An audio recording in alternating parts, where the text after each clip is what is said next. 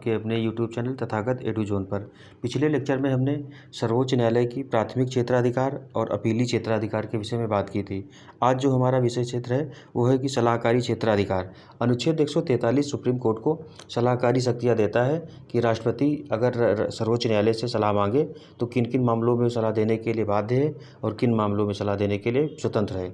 तो अनुच्छेद 143(1) कहता है कि वे मामले जो संविधान लागू होने के बाद उत्पन्न होते हैं, तो ऐसे मामलों पर राष्ट्रपति सर्वोच्च न्यायालय से अगर सलाह मांगता है तो मतलब अनुच्छेद 143(1) के तहत सर्वोच्च न्यायालय से राष्ट्रपति उन मामलों पर सलाह मांग सकता है जो मामले यानी कि संविधान लागू होने के बाद पैदा हुए हैं। ठीक है, जैसे कि अनुच्छेद 174 और अनुच्छेद 324 में क्या संबंध है। तो 324 हम देखते हैं कि जो निर्वाचन की बात करता है, भारत में निर्वाचन आयोग की व्यवस्था की बात करता है, तो उससे और अनुच्छेद 174 के बीच में क्या संबंध है। राष्ट्रपति ने सर्वोच्च न्यायालय से सलाह मांगी और राष्ट्रपति ने सर्वोच्च न्यायालय को सलाह नहीं माना।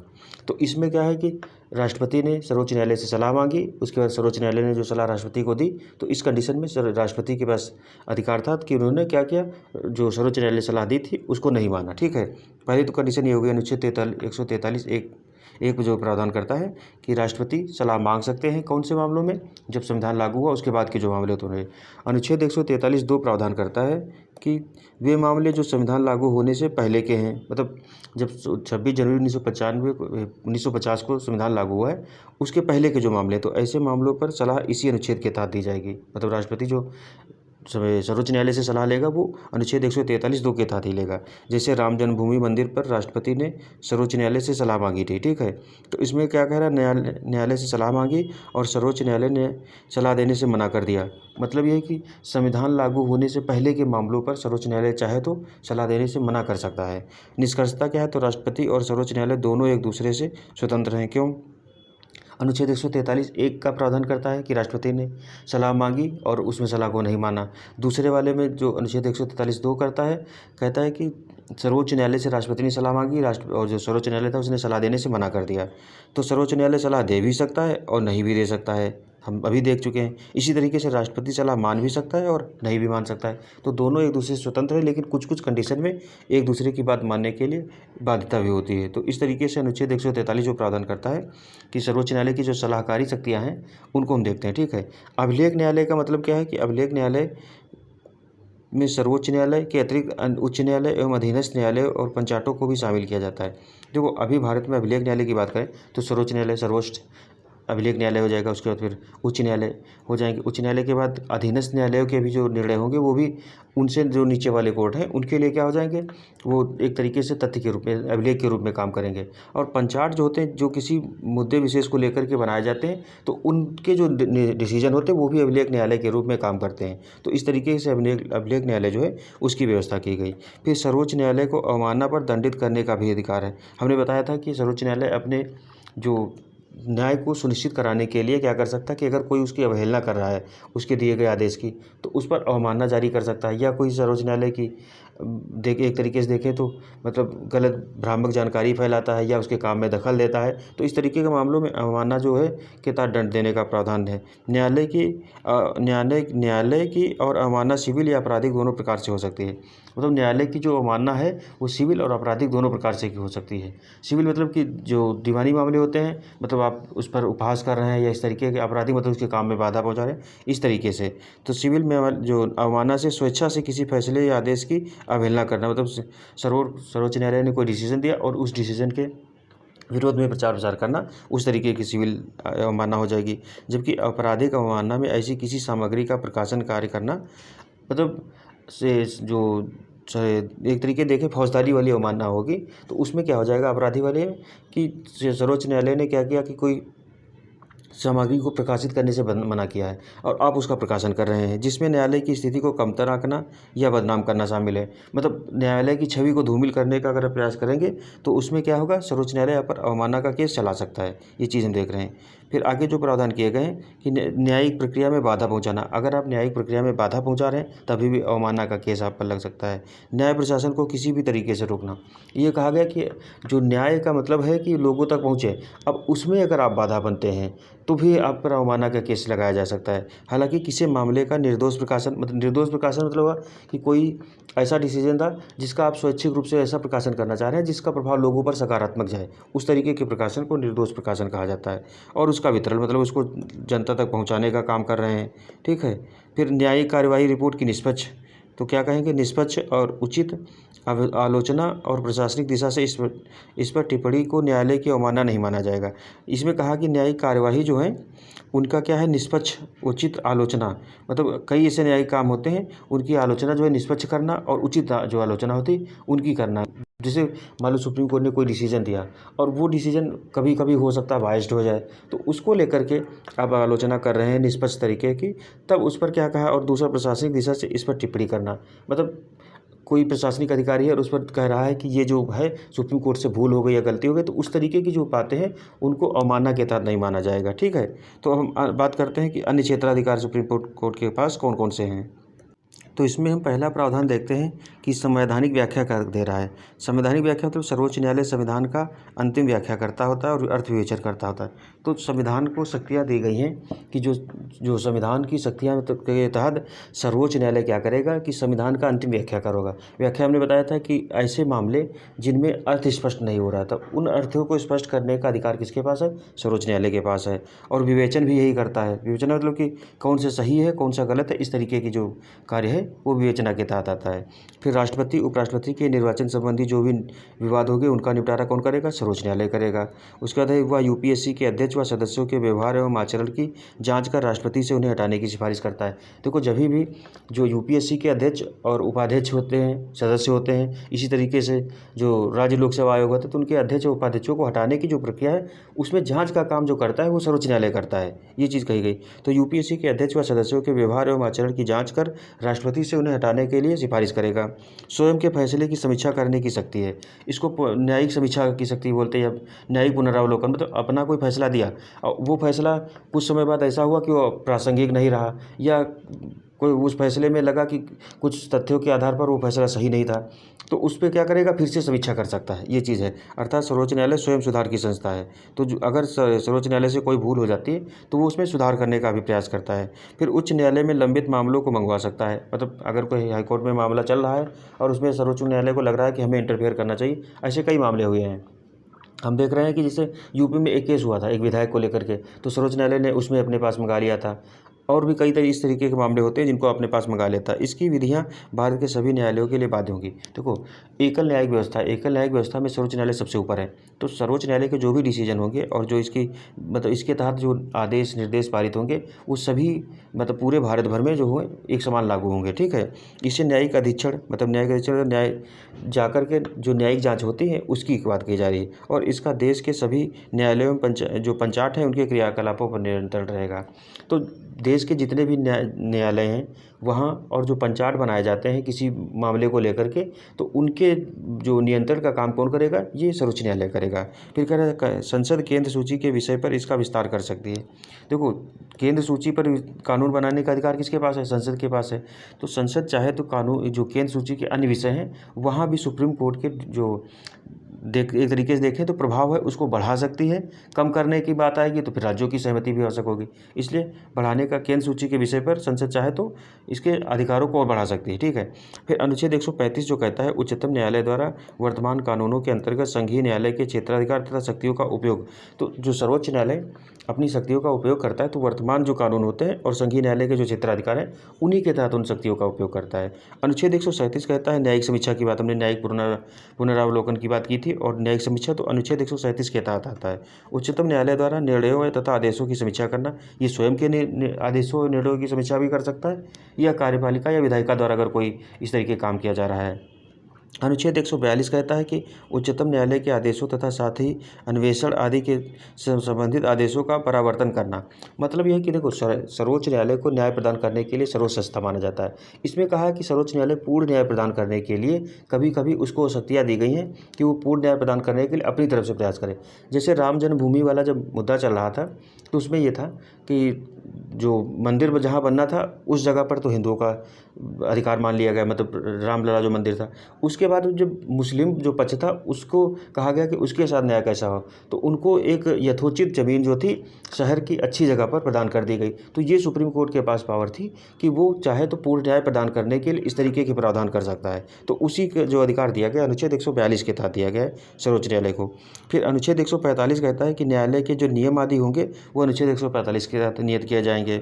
फिर अनुच्छेद 146 कहता है कि उच्चतम न्यायालय के पदाधिकारी, सेवक एवं व्यय आदि जो होंगे, तो जो उच्चतम न्यायालय के जो पदाधिकारी हम देखते हैं, सर्वोच्च न्यायालय के न्यायाधीश हो गए, अन्य जो पदाधिकारी होते हैं बहुत से, अन्य कई तरीके क्लर्क होते हैं, समीक्षा अधिकारी होते हैं, और भी सारा जो स्टाफ होता है उनकी बात, और जो व्यय वगैरह आदि होते हैं वो अनुच्छेद 146 के तहत आते हैं। ठीक है, इस तरीके से हम देख रहे हैं। अब अगला कह रहा है कि उच्चतम न्यायालय की स्वतंत्रता के प्रावधान संविधान में क्या क्या किए गए हैं, तो हम उनको देखते हैं। तो इसमें हम देखते हैं कि जो पहला दिया है नियुक्ति का तरीका। नियुक्ति के तरीके में क्या कहा गया कि सर्वोच्च न्यायालय के न्यायाधीशों की नियुक्ति के लिए जो अन्य न्यायाधीश हैं उनकी सलाह ली जाएगी, यानी कि कोलिजियम प्रणाली। फिर कह रहा है कार्यकाल की सुरक्षा उनके दी गई है, मतलब उनका कार्यकाल नियुक्ति से और 65 वर्ष तक की जब तक उम्र न हो जाए तब तक कि वो पद पर रहते हैं। या फिर उनको संसद द्वारा हटाने की प्रक्रिया, तो हटाने की प्रक्रिया हमने बताया कि अभी तक किसी न्यायाधीश को उस तरीके से हटाया नहीं जा सका है। फिर निश्चित सेवा शर्तें की तरफ इतने समय तक ये कार्यकाल पर रहेंगे। संचित निधि से व्यय, मतलब इनके वेतन भत्ते वगैरह किससे, संचित निधि पर भारित होते हैं। न्यायाधीश के आचरण पर बात नहीं हो सकती है। तो संसद एवं राज्यों की जो विधानमंडल है, मतलब संसद और राज्यों के जो विधानमंडल है, वहाँ क्या कहा गया कि जो मतलब सर्वोच्च न्यायालय के न्यायाधीश होंगे या हाईकोर्ट के भी न्यायाधीश होते हैं, तो उनके आचरण पर लेकर के बात नहीं होगी। सामान्य चर्चा में कहा गया है अगर उनको हटाने का प्रस्ताव चल रहा है संसद में तब तो हो सकती है, लेकिन अदरवाइज नहीं हो सकती है। सेवानिवृत्ति के बाद वकालत पर रोक लगाई गई है। हमने पीछे पढ़ा था कि न्यायाधीश क्या करेंगे कि अगर सेवानिवृत्त होते हैं तो किसी हाईकोर्ट में वकालत नहीं कर सकते हैं और सर्वोच्च न्यायालय में भी नहीं कर सकते। अपनी अवमानना पर दंड देने की शक्ति ये सर्वोच्च न्यायालय को दी गई है।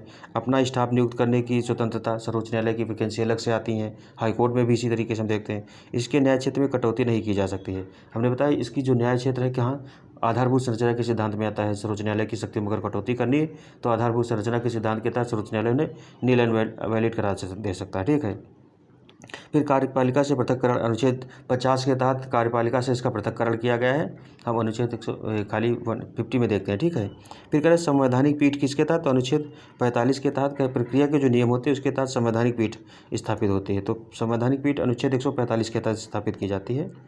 तो ऐसी पीठ है जो संवैधानिक विवादों की सुनवाई करती है। संवैधानिक पीठ वो होती है जो संविधान के विषय से जुड़े, मतलब कोई भी मुद्दा होता है तो उस पर जो सुनवाई करती है वो संवैधानिक पीठ के तहत किया जाता है। इसका गठन अनुच्छेद 145 के तहत सर्वोच्च न्यायालय में प्रक्रिया संबंधी नियम के तहत किया जाता है, जिसमें कम से कम 5 सदस्य होने चाहिए। तो देखो संवैधानिक पीठ की खासियत यही है कि उसमें मिनिमम 5 न्यायाधीश होने चाहिए। जब भी संवैधानिक पीठ गठित की जाएगी, जो सबसे छोटी से छोटी पीठ भी रहेगी तो उसमें कम से कम 5 न्यायाधीश रहेंगे। ठीक है, उससे ज़्यादा ही होंगे, 5 होंगे या फिर 5 से ज़्यादा, जितने भी हो सकते हैं, लेकिन 5 से कम नहीं होंगे किसी भी संवैधानिक पीठ में जब संविधान की व्याख्या से संबंधित मुद्दा होगा। अभी तक भारत की सबसे बड़ी संवैधानिक पीठ जो गठित हुई थी वो केशवानंद भारती बनाम केरल राज्यवाद उनमें बनी, जिसमें 13 न्यायाधीश शामिल थे। तो इसमें हम देखते हैं जो सबसे बड़ी संवैधानिक पीठ बनी थी वो किसमें बनी थी, केशवानंद भारतीवाद 1973 में जो आया था उसमें 13 जजों की पीठ बनी थी, और उसमें मूल अधिकार को लेकर के मुद्दा आया था कि संपत्ति का अधिकार होना चाहिए कि नहीं होना चाहिए। तो उसमें केशवानंद भारती के केस में 6-7 से डिसीजन लिया गया था, मतलब 6 लोग उसके अधिकार के विपक्ष में थे और 7 लोग पक्ष में थे, तो एक वोट से जीता गया था। तो इसमें हम कह रहे हैं कि इसको जो प्रस्तावना मतलब आधारभूत संरचना वाला जो सिद्धांत है उसके लिए भी ये जो निर्णय आया था बहुत बड़ा नज़ीर साबित हुआ था। तो इस तरीके से जो संवैधानिक पीठ है उसका गठन का अधिकार दिया गया है सर्वोच्च न्यायालय में अनुच्छेद 145 के तहत, और इसमें 5 कम से कम न्यायाधीश होने चाहिए। अभी तक सबसे बड़ी जो न्यायपीठ बनी है वो कौन सी बनी है, तो हम देखते हैं कि ये जो मामला आया था केशवानंद भारती बना केरल राज्य। फिर है न्यायिक पुनर्विलोकन या न्यायिक समीक्षा की जो शक्ति है, इसको जुडिशियल रिव्यू भी कहा जाता है, अनुच्छेद 137 के तहत है।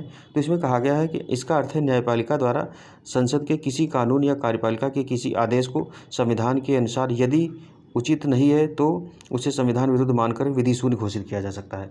मतलब न्यायपालिका और विधायिका, यानी कि कार्यपालिका और विधायिका के किसी आदेश या कानून का जो सर्वोच्च न्यायालय है इस आधार पर मतलब जो उसको अवलोकन करेगा कि ये जो कानून या आदेश है ये संविधान के सम्मत है या नहीं। अगर संविधान के सम्मत है तो कोई बात नहीं, अगर नहीं है तो उसको क्या हो जाएगा, शून्य घोषित कर दिया जाएगा, संविधान के विरुद्ध मान करके उसे विधि शून्य घोषित कर दिया जाएगा।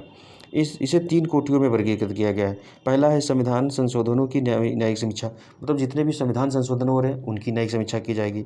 संसद और राज्य विधायिकाओं द्वारा पारित कानून एवं अधीनस्थ कानूनों की समीक्षा। अब देखो, एक तो हो गया संसद जो कानून पारित करती है, एक तो संविधान संशोधन वाले होते हैं जिनमें संविधान में कुछ लिखा है, जोड़ा घटाया जाता है। दूसरे होते हैं ऐसे कानून जिनमें संविधान में जोड़ा घटाया नहीं जाता, वो नॉर्मल कानून होते हैं। कोई कानून बनाना है तो उसके तहत जो कानून पास होगा उसमें क्या किया जाएगा, उनकी जो न्यायिक समीक्षा होगी वो सर्वोच्च न्यायालय करेगा। ठीक है। फिर अगला जो मुद्दा आएगा वो है कि संघ तथा राज्य एवं संघ शासित क्षेत्रों के अधिकारियों द्वारा प्रशासनिक कार्यवाही की न्यायिक समीक्षा। देखो, संघ और राज्यों में जो प्रशासनिक अधिकारी हैं उनके जो काम होंगे, तो उनके जो कामों की जो अधिकारी काम करेंगे वो संविधानरत है या नहीं, उनके कामों की न्यायिक समीक्षा करने का अधिकार किसको दिया गया, तो सर्वोच्च न्यायालय इस अधिकार के तहत करता है। ठीक है। न्यायिक समीक्षा का पहला प्रयोग मार्बरी बनाम मेडिसन के मामले में अमेरिका में हुआ, जब 1803 में वहाँ के मुख्य न्यायाधीश मार्शल ने इसका प्रतिपादन किया। तो जो न्यायिक समीक्षा का सिद्धांत है ये सबसे पहले कहाँ आया था, अमेरिका में आया था।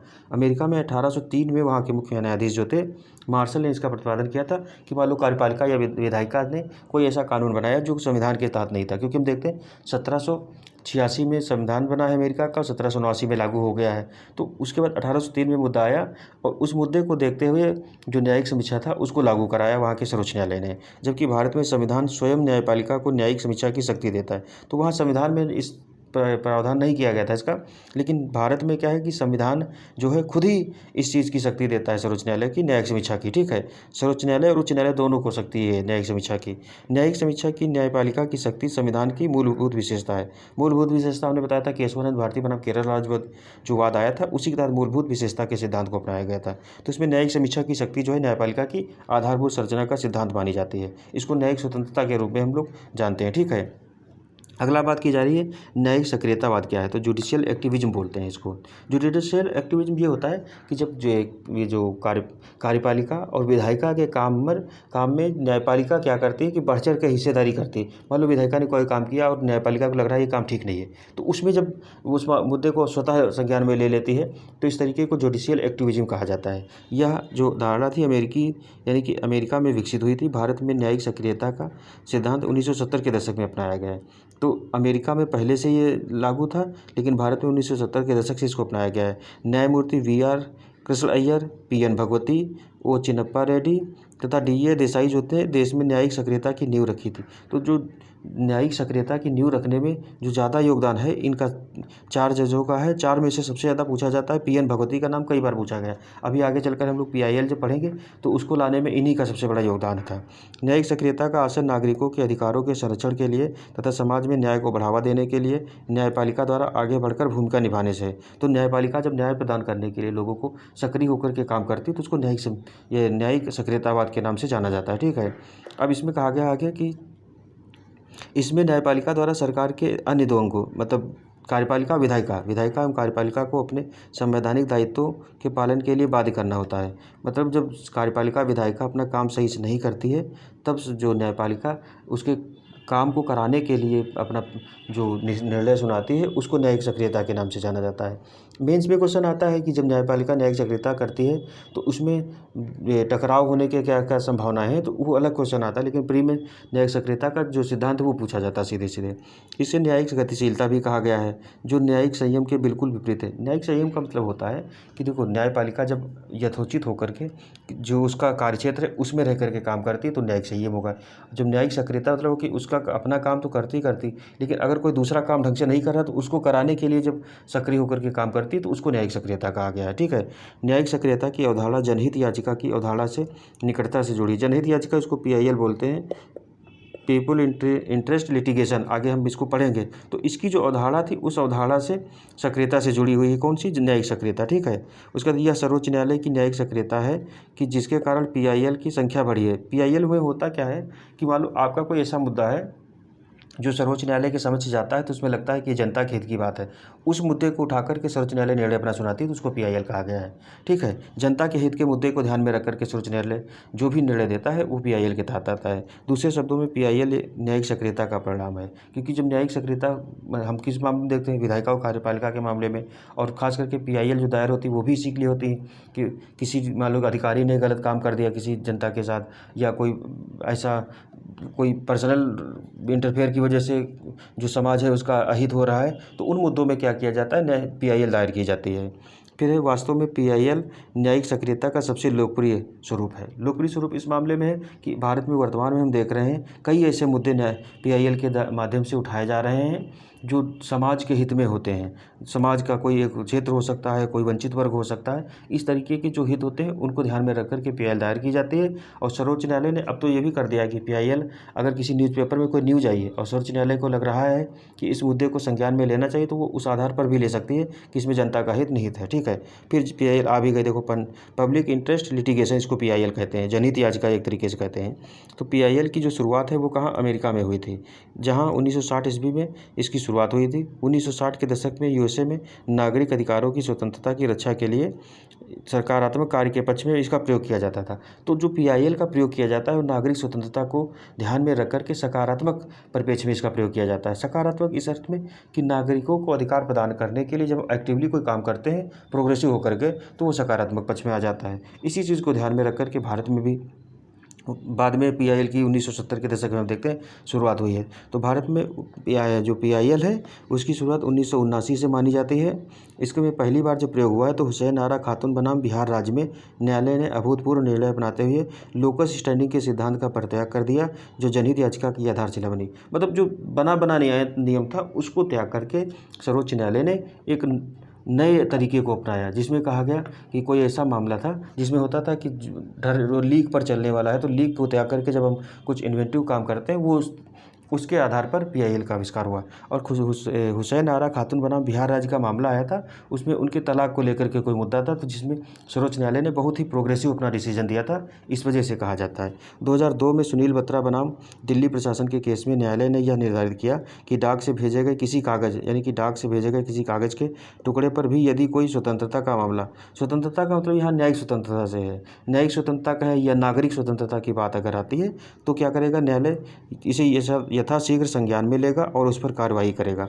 तो न्यायालय ऐसे किसी मामले को यथाशीघ्र संज्ञान में लेकर के उस पर कार्रवाई करने के लिए स्वैच्छिक रूप से बाध्य है। ठीक है, फिर आगे कहा जा रहा है कि जो जनहित याचिका का दुरुपयोग करने वाले व्यक्ति के विरुद्ध न्यायालय जो है अवमानना की कार्रवाई कर सकता है। अवमानना हमने बताया कि 2 तरीके की होती।